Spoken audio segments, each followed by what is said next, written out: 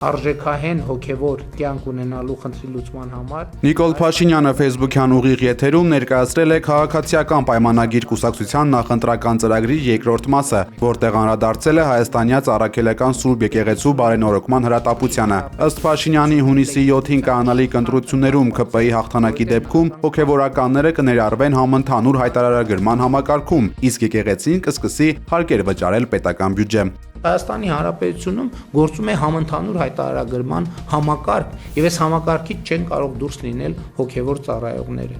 Մենք վաղուց ենք խոսել, որ հայաստանյաց առաքելական եկեղեցին որոշակի առևտրային գործունեության եւ Հայաստանի Հանրապետության օրենսդրությամբ սահմանված դեպքերում պետք է